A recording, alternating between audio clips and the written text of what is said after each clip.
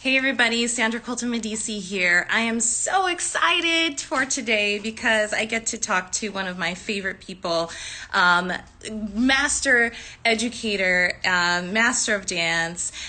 Brian Friedman is going to be joining me today, and I wore my special red lipstick because I haven't talked to him in so long, or at least seen him in person. This is really exciting because today we are celebrating Level Up's 50th episode. So if you have taken this journey with me since June of this year, my goodness, thank you so much for sticking with me. I am so grateful for you tuning in and just listening to the stories that choreographers and dancers and studio owners and trainers and coaches have been telling about their shift from in-person work to online marketing and different ways that they are reaching their clients and audience.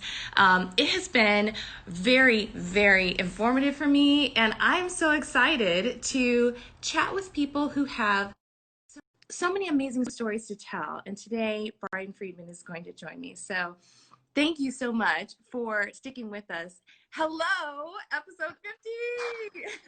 Hi, Hi, how are you? I'm doing good. How are you? I haven't seen you face to face in, I can't even remember I how know. many years it's been. It's been way It's too been long. like almost 50, well, maybe No, not 15. it's Oh, been about that long, somewhere between 10 and 15 years. Yeah. I know. So can you do me a favor? Can you shift your, yeah. Bam. I saw your other episodes. I got it. Yes. And then I'm just gonna do a little ditty. I'm gonna choose that filter because Give it me just your filter. brightens up this face. You know, it's a rough world we're living in. You are not. Oh my goodness. So I love you. I'm just going to start it off that way because you have been so inspiring to me for so many years. And how we reconnected was very just out of the blue back in the Yeah. day. So you think you can dance. And for me, I was like, oh, you are on my side. You are in my corner because there were so many, competing avenues at the time. And I look back on that whole journey and I think, my goodness, what were we all doing? Like It nobody was knew. brand new. Brand new. And for you, this was like just like a pit stop in your journey because you had already had so many accolades and achievements at that point that I feel like it was just kind of like, oh, we're just gonna get right in this mix and then we're gonna move on to other things. So I've seen you go from performer on stage to creative directing, producing, and doing so many things for so many artists. I mean, obviously we can mention Britney, but beyond that, right, into kind of this kind of zone where I actually saw you say something about you invented dance the other day. Yeah. and really you are such a staple in the dance industry that you transcend those boundaries. So what I wanted to talk to you about today in this 50th episode is where you see yourself next, because I know that when I saw an interview you did with Jason Carter where you Uh-huh. kind of talked about you retired a long time ago from kind of a certain scene, a certain aspect of dance. So what exactly do you feel is your calling these days?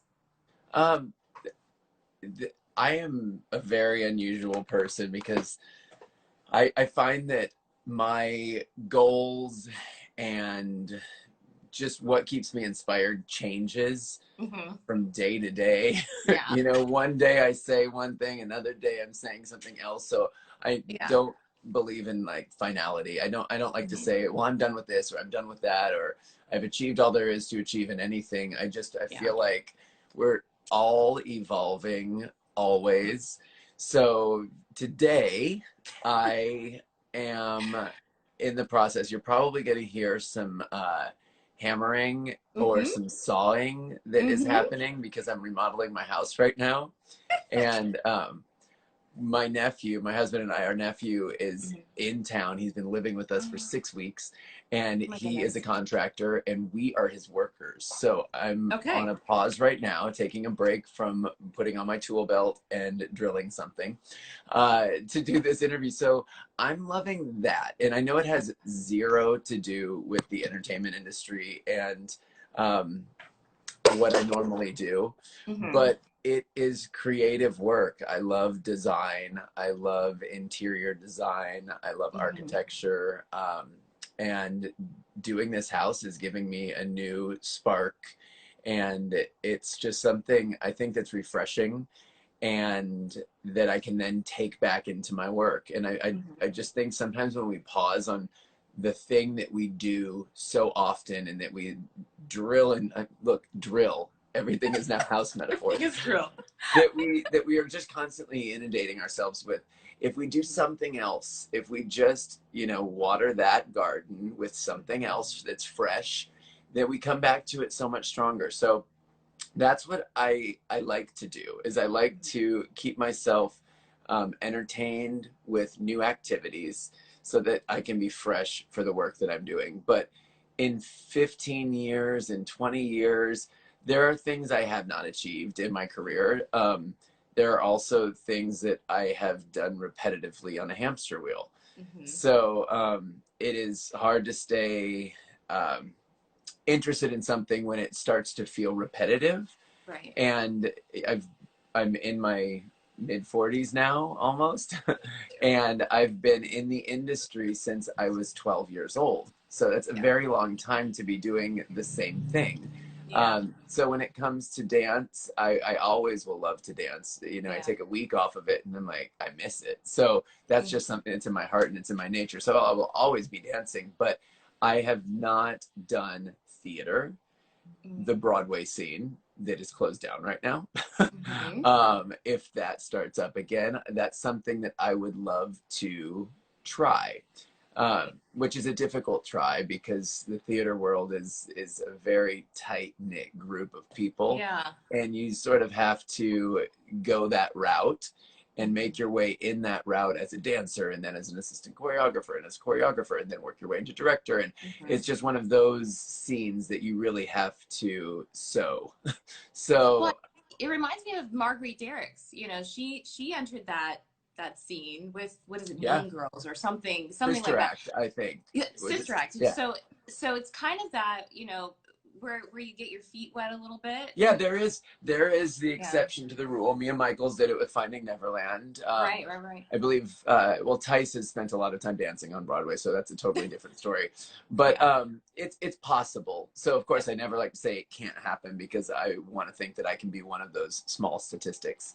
Right. I mean, if we don't think we're that small statistic, how are we ever going to be that small statistic? Exactly. So Yeah. that is something that I would love to do. I would love to do more film. I love working on film. So those are two things that I would like to do. There's always artists that you want to work for that Mhm. you haven't had the opportunity to. Yeah.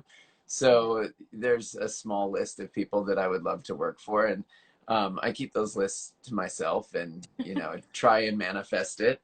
Mhm. But of course, I see myself in the dance industry. More television work, even Mhm. though I've had bad experiences in TV, and I've also had great experiences in TV. Looking back Yeah. on when we were doing So You Think You Can Dance back in season one, it was fresh and it was exciting because reality TV in that respect was just so new, Mhm. and there was no other, well, dance show that featured all styles of dance back Right. then. It was just Dancing with the Stars, who had only been on for, I believe, one season at that point.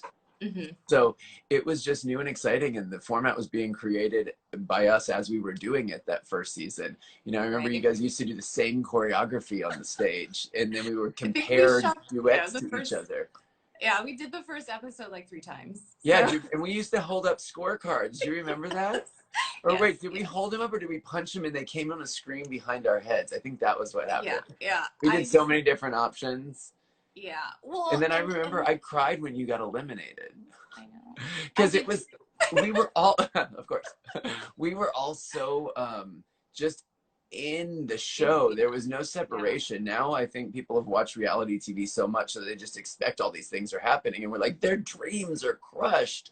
This is horrible. And yeah, clearly we all got a little desensitized to reality TV, but I loved that area when I was working in television, when it was fresh and new, and the viewers didn't follow and know what was coming next. And I feel like we've watched way too much TV right now, especially now being at home in this pandemic. Well, speaking of getting away from the TV but onto the phone, you have done so many interesting things with the pandemic and what we're doing. So that's the other reason I wanted to talk to you, is because you've done Versus, you've done Veeps, you've done CLI and Steezy and Team Millie and Charlie and Break the Floor. I mean, there's been a lot of event-based things that you've done during this pandemic that I feel like, maybe wouldn't have existed before because, people didn't have time. But how do you go into something like that because you're a master marketer beyond, being a great dancer, performer, producer, director, all of that, how to position yourself, whether it's clothing or ad sponsorships, your CBD oil or whatever, whatever it is. It works. Right? But you have a way with how you present yourself and you position yourself. So knowing that these certain things have come along, were you quick to jump on those, or did you have to kind of sit back and say, is this my brand? Will this serve me? And that's the funny thing. I always try to just be authentically myself. Anything that feels like it's me, I'm okay speaking on. I don't normally think and I overanalyze something after I do it, but my knee-jerk reaction I usually trust as, my gut. I go with my gut and I do what I feel is right. When it comes to working in a pandemic, I basically accept 90% of the opportunities that come my way. I feel grateful for all of the work that comes to me. I am never going to be the type of person that feels like they are too good to do anything. I will go and I will teach your 7 people in a small town on a Zoom class. And then I will also, of course, go and do a Break the Floor event for Charlie, where we have, tons of people on that thing. So I'm a hustler by nature. I know that we have to pay bills, and I'm grateful that there is opportunity for me right now to make money and also to do things that I'm not making money for. Right. I'm doing a charity class that's going to happen at the end of the month, which I'll be posting soon. I don't want to talk about it yet because I don't think it's been announced. But equally, obviously, I'm here to make money, but I'm also here to give back. So all of these opportunities that have come to me during this pandemic have come to me. These aren't things that I have had to go and search out and find these places. However, I think I did email a couple of these online platforms, or maybe 2, that I was like, hey, what's going on with your site? You need another teacher? But I was big on not signing exclusively with anyone, just because there are so many different dancers out there that don't have access to all of these platforms, and they choose the specific one that they love. So I would love to be on that platform as well. So that was definitely sticky and difficult to be able to be so spread across all these different platforms. But I've got the amount of content to give to them, so why not spread the love? And each different platform is definitely unique to itself. Some of them have a more hip-hop clientele, others have more technical based clientele. So I like that I get to go and play around with different types and styles of choreography that I can give to the different platforms.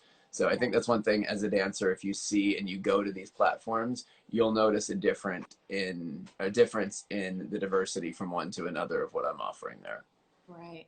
Well, so I don't want to keep you because I know you have drilling to do, but I have one other question that I did want to ask you, and that is for teachers that have been in person for the longest and are shifting to teaching online, what are some best practices? Because some people are just not good. They don't come through the screen. They're not connecting the way that they would in person. So what exactly do you have a different language that you're speaking as you're talking to students, you know, through Zoom, or do you ask them to do certain things differently? So that I was talking to Carrie LeGrand, and she said she started using the word feel more. It's about feeling certain things because she can't see it on their face because they've got a mask on or whatever. Do you have best practices that you use that maybe can help a dance teacher break through this screen that we're on to get through to their students? Because this isn't going away. You know, Right.